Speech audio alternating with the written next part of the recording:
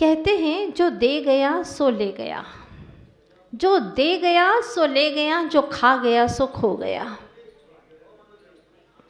तो जोड़ो इतना जितना साथ जाए, जोड़ो उतना जितना साथ जाए, भोगो उतना ही जितने से काम चल जाए। अनावश्यक इकट्ठा करना, फिर उसके लिए विकल्प करना इकट्ठा करने के लिए, फिर उसका संरक्षण करने के लिए, और कदाचित अगर उसका विनाश हो जाए तो उसके विषय में सोचना, दुखी होना, तीनों ही काल दुख में बीत जाते हैं। पर वस्तुओं को पाने की तमन्ना, फिर उनका संरक्षण करने की तमन्ना, भविष्य में बने रहें, ये सारे विकल्पों के जाल हैं। अगर आत्मा की ओर दृष्टि हो तो कोई विकल्प ही नहीं है। स्वसन्मुख दृष्टि रहे तो कोई विकल्प ही नहीं है, क्योंकि आत्मा की कोई सुरक्षा की जरूरत ही नहीं है। वो अपने स्व चतुष्टयों की मजबूत दीवारों से अनादि से सुरक्षित है। आज तक उसमें एक भी पर द्रव्य का परमाणु मात्र भी उसमें प्रवेश कर ही नहीं पाया।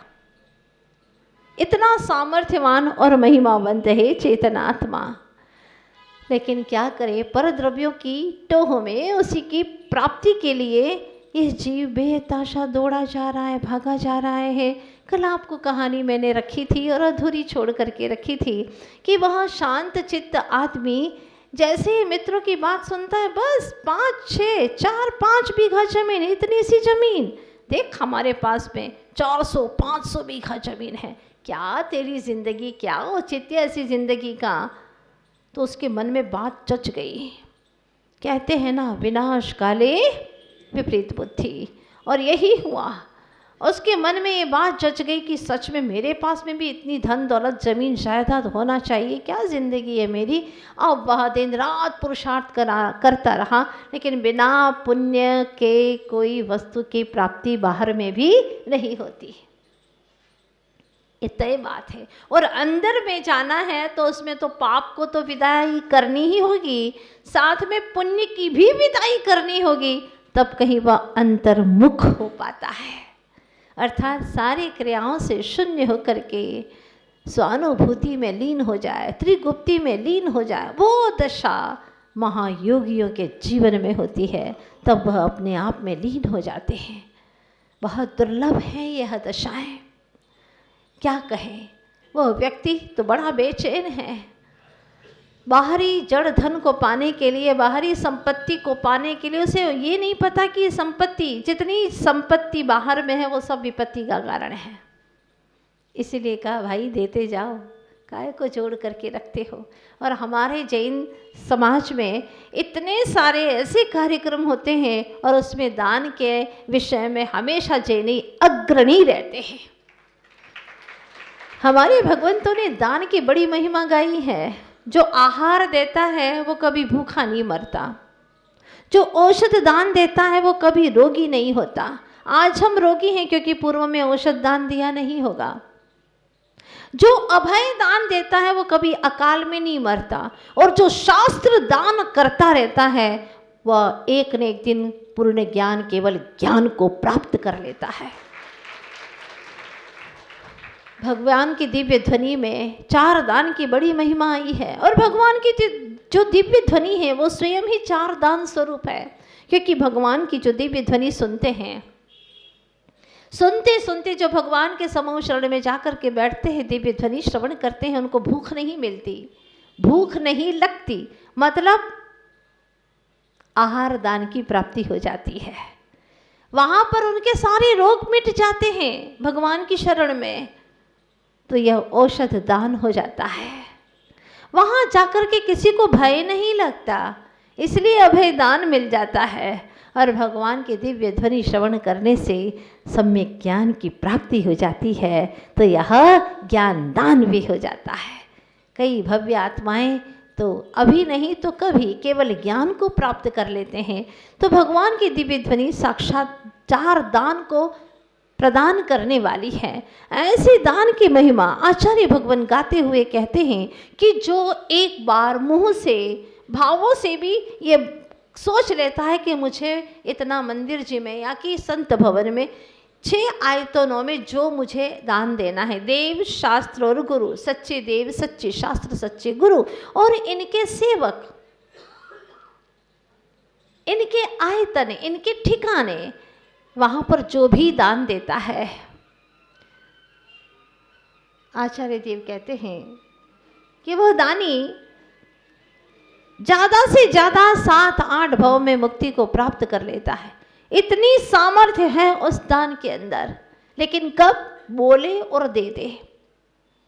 कितनों के नाम निशान जीवित रहे हैं, सब मिट गए मिट गए मिट गए। चारों तरफ देख रहे हैं मृत्यु तो मंडरा रही है, कब किस रूप में हमारे सामने आ जाए और चल दे यहाँ से, कोई भरोसा नहीं है।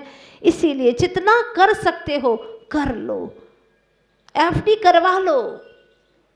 बैंक में करवाओगे कोई भरोसा नहीं, बैंक की बैंक फेल हो रही है, वो फेल नहीं हुई तो तुम ही फेल हो गए। लेकिन एक ऐसी भी बैंक है जहाँ पर एफडी कराने के बाद में आपको कई जन्मों जन्मों तक उसका फल मिलता रहता है। मैं ब्याज के चक्रवर्ती से भी और अधिक का ब्याज मिलता है, बशर्ते है कि भावनाओं में विशुद्धि हो। अगर भावना में विशुद्धि होगी तो यकीनन आचार्य कहते हैं कि तुम्हारा वह जो दिया गया दान है, बिना मान के दिया गया दान है, वह आगे आगे बढ़ता ही चला जाएगा। लेकिन ध्यान रखना, दान करो तो ऐसा करो जितनी सामर्थ्य है उतना करो, दिखावे के लिए कभी मत करना। अगर दिखावे के लिए बोल दिया तो अकृत पुण्य की कहानी याद रखना। उसने क्या किया था, उसने तो देव धन को ही हड़प लिया था, भवो भवो तक मारा मारा फिरता रहा, अनेक दुखों को सहता रहा। और अगर आपको दुख नहीं सहना है, अगर आपका यह प्रण है कि अब मुझे संसार में भटकना नहीं है, तो जैसा जिनेंद्र भगवान ने कहा है, जैसा सतगुरुओं ने कहा है, जैसा जिनागम में लिखा है, उसके अनुसार आप दान करते चले जाओ और प्रण कर लो। यह प्रण है हमारा, ना जन्मे दोबारा, इस झूठे जग में रहना मुझको भाता नहीं। इस संसार में अब मुझे एक पल भी रहना अच्छा नहीं लगता, जहाँ देखो वहाँ स्वार्थ का डेरा है। तो तू भी अपना परमार्थ साध ले। आचार्य देव कहते तू भी अपने परमार्थ की साधना कर ले। पुण्य के योग से तेरे पास में धन है, दौलत है, शरीर है, तेरा निरोग शरीर है, और सबसे बड़ी बात धर्मों में बुद्धि लगी हुई है, 5 उंगली घी में है। अगर अभी ये नहीं किया तो और कब करेगा, कब वह शुभ अवसर आएगा। वह कहानी में सोचता रहा धन कहाँ से लाऊं, क्योंकि पुण्य योग के बिना उसको बाहरी धन संपत्ति भी मिलती नहीं है। मिल तो जाए, लेकिन पुण्य फल में भी अगर अहंकार कर ले तो काहे का पुण्य बांधेगा, वहाँ वो पाप का ही बंधन करेगा। आखिर उसने कई तरह से पुरुषार्थ किया, लेकिन जब कहीं से कुछ हासिल नहीं हुआ तो किसी ने कहा भाई जाप करो। जाप भी करने लगा। जाप कर रहा अगर धन के निमित्त से तो वो जाप एक ही पाप है,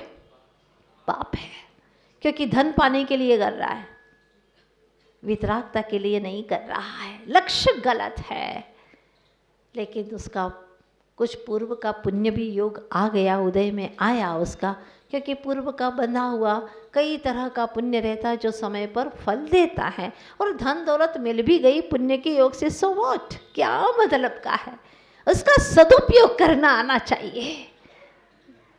एक देवता आ गया उसके पास में और कहने लगा मांगो क्या चाहिए। बड़ा खुश हुआ और उसने कहा कि मुझे तो ज़मीनें दे दो आप, कैसे भी करके, कई बीघा जमीन चाहिए, बस इतनी सी बात। प्रातः काल सूरज उदित होगा और तुम पूर्व से पश्चिम दक्षिण उत्तर तक चाहे जितनी ज़मीन नाप लेना, जितनी पैरों से नापोगे वो सारी ज़मीन तुम्हारी। अच्छा, बस इतना सुना और वो तो अपने ख्यालों में डूब गया, जाने लगा। सूरज उदित हो चुका था और वह चलना शुरू करता है।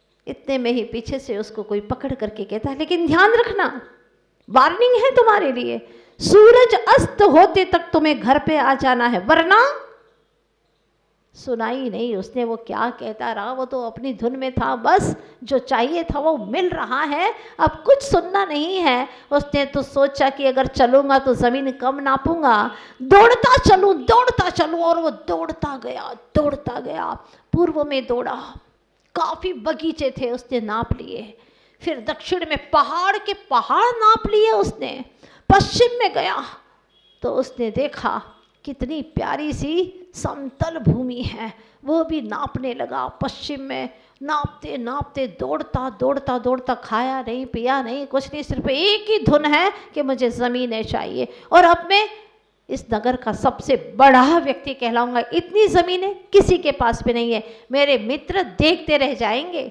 हाँ, सिर्फ ये ही कल्पना लोक पे विचरण करता दौड़ा जा रहा था। उसे मालूम नहीं है कि कब सूरज उगा है और कब दोपहर में हो गई है और कब शाम ढल गई है, सूरज अस्ताचल की ओर चल पड़ा है। भूल गया बेचारा, धन संपत्ति में जड़ हुआ, वह देखता है कि कोई आकर के उसको कस के पकड़ता है। कौन हो तुम? अरे दिखते क्यों नहीं? मैं मौत हूँ, मौत।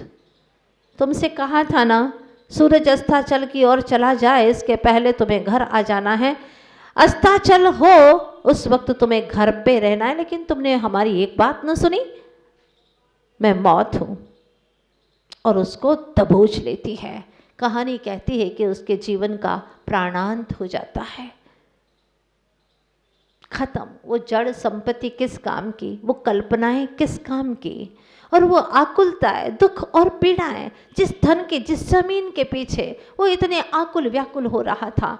धिक्कार है ऐसी जिंदगी को। इसलिए कहना चाहती हूँ, जब तक न ढले तेरे जीवन की शाम, जब तक न ढले तेरे जीवन की शाम, तू सवार ले अपने तमाम काम, तू अपने तमाम काम को संवार ले जो अनंत काल से बिखरे पड़े हैं। आत्मा को जानने का काम, निजानुभूति का काम, निजानुभव में लीन होकर के अपने ही सुख स्वरूप का संवेदन करने का काम, ये बहुत महत्वपूर्ण काम है। बाकी तो संसार के सारे काम अनंतों बार कर लिए इस जीव ने, कोई काम ऐसा नहीं जो इसने न किया हो, लेकिन एक काम शेष है जो आज तक नहीं किया, वही विशेष है। वह है आत्मानुभूति का। जो आत्मा को जानता है, जो एकम जानती सो सबम जानती, जो एक को जानता है वो सबको जानता है। बस यही जिंदगी है। बाहर में एकता में जियो और भीतर में एकत्व स्वरूप आत्मा में रमण करो। जो एक को जान लेता है वो सबको जान लेता है। भगवान महावीर स्वामी, उनकी माता ने कहा, बेटा कुछ सीख लो, पढ़ लो। बैठे हैं गुरु जी, वो क्या पढ़ाएंगे, वो तो वैसे ही जन्म से 3 ज्ञान के धारी हैं। बोलो बेटा एक, बस हो गया। नहीं बोलोगे? नहीं, क्या बोलना? जो एकम जानती सो सबम जानती। एक को जान लिया उसने, सबको जान लिया, कोई ज़रूरत ही नहीं है पढ़ने की। और जो दुनिया भर की पुस्तकें पढ़ता रहा, कितनी पोथियाँ पढ़ता रहा, लेकिन आत्मा को न पढ़ा, परिणामों में विशुद्धि नहीं आई। महत्वाकांक्षाएं दौड़ रही हैं, लोकेशना भीतर में प्रलोभन दे रही है, ये जोड़ूं वो जोड़ूं, उसको अपना बनाओ उसको अपना बनाओ। ये अध्यात्म की शुरुआत ही नहीं है, तत्व को जानना ही नहीं है, बेखबर है अभी अपने आत्मा से। इसीलिए आप सभी से गुजारिश करती हूँ कि इन चंद दिनों में आपने एक अच्छा सा इतिहास बनाया है। बाहर में पूरे एकता के साथ में सारी बड़नगर समाज एकजुट होकर के इस बार जो आप लोगों ने इंद्रध्वज महामंडल विधान किया है, अद्भुत। ऐसे ही इतिहास बन जाते हैं जिसको आगे से आगे पीढ़ी दर पीढ़ी मुड़ मुड़ करके देखती है। आप लोगों ने जो कार्य किया अभी इन दिनों में, साथ ही एक कार्य और शेष था, जो आचार्य विद्या सिंधु संत सदन, इसका भी आप निर्माण कार्य करने जा रहे हैं। AVSSS बहुत भावनाओं के साथ में, ताकि यहाँ पर हमेशा संत आते रहें और तुम्हारे कर्मों का अंत करने का मार्ग प्रशस्त करते रहें। यही भावना है, क्योंकि संत आते रहेंगे तो कर्मों का अंत कैसे हो, संसार परिभ्रमण का अंत कैसे हो, वो मार्ग भी आपको मिलता रहेगा। इसीलिए आप लोगों ने चाहा कोई ऐसा ही नाम हो, तो नाम बहुत अच्छा है, बोलिए आचार्य गुरुवर्ष विद्यासागर जी महाराज की। हम तो भावना करते हैं कि गुरुदेव के चरण आपके बड़नगर में एक बार अवश्य आए। अद्भुत जिनालय है, ऐसा लगता है कि अकृत्रिम जिनालय से हैं। ऐसे जिनालयों के गुरुदेव दर्शन अवश्य करें, ये भावना है। और भावना भाते हैं तो जरूर ही आज नहीं तो कल वह पूर्ण हो सकती है। आप लोग भी भावना भाएं और बहुत अच्छे से अति शीघ्र ही ऐसे संतों का, ऐसे संत सदन का निर्माण करा दे, ताकि संत आकर के वहाँ रह कर के कर्मों की निर्जरा कर सके। आप लोगों का एक एक कक्ष बनाना सार्थक हो जाता है।